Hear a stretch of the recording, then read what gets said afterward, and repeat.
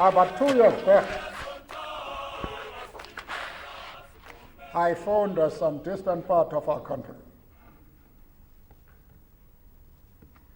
And a lady answered the telephone. I then asked, "To whom am I speaking?" She replied, "You are speaking to me." I say, "Lady, I know I'm speaking to you. But what is your name?" And she said, "What is your name?" I said, "Lady, as soon as you tell me your name, I'll tell you mine." But as we argued as to who should tell the other his or her name, she lost her cool. She said, "You appear to be a very backward person. Have you passed your matric?" Now, matric is the entrance exam to university in this country. So I said, "Well, lady, you must be very careful. Because if the criterion to speak to you is the possession of a matric certificate, I might work hard and pass my matric and be in the same class as you are." Well, she regarded that as sedition. She said, "You will never be in my class," and banged the telephone. How I wish she were here today to see me addressing this august gathering and passing my matric. Thank you.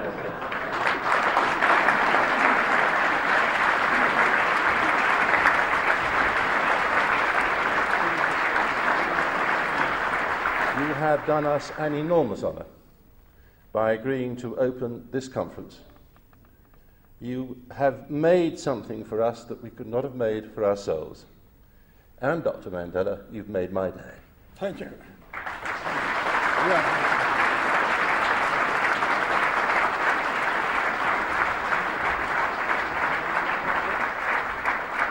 Dr. Mandela, I'd like to make a presentation to you on behalf of the Society. I'd like to present what's called a speaker staff, also known as a talking stick. This is carved by a traditional Canadian Northwest Indian carver, and it is the symbol of power and authority of the First Nations that were in that area. Not only is it a symbol of power and authority of the chief, but during the deliberations of the chief and the elders, the person that holds the stick is to be paid respectful attention to. Now, I'll just explain to you what this stick is. On the top of the staff sits Raven with a copper in his mouth. Copper is a type of shield. In Northwest Coast First Nation mythology, the Raven appears as a trickster figure who, through his cunning and ingenuity, transforms the world at the beginning of time. Not only does Raven liberate the first humans from a clamshell on the beach, but he also illuminates the darkness of the world by releasing the sun and the moon into the sky. I understand that your name is pulling the branch as an idiomatic expression for a trickster, and was the inspiration for the carver in placing this Raven trickster figure on the top of the staff. Like Raven, you, Dr. Mandela, occupy a central place in the importance of not only your people, but the people of the world. The large metal shields, known as coppers, are traditional symbols of wealth and prestige of the Northwest Coast First Persons. The coppers are associated with particular noble family lineage, and the climax of a ceremonial feast is often marked by the display of a copper shield. The carver Barry Scow chose this symbol because of your being part of your chief, son of the Chief Henry Mandela, and although you sacrificed your claim to chieftainship in order to become a lawyer, you brought immeasurable wealth to the world through your leadership in the struggle for human rights.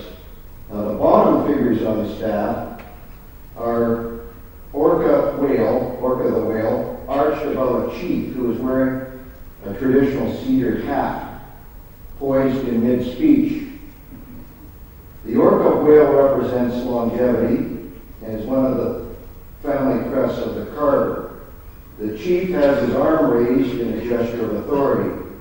This relates back to the traditional figures in the First Nation of the Carver, but also was inspired by the photographs seen around the world when you were casting the first vote in the 1994 general election. At the base, there are a number of circles carved around the base, 27 concentric circles representing each of the years that you were in prison for speaking on behalf of your people and on behalf of human rights. On behalf of the Society, we hope that you'll accept this staff as a symbol of our respect and esteem, and with our thanks for joining us here today. Thank you very much.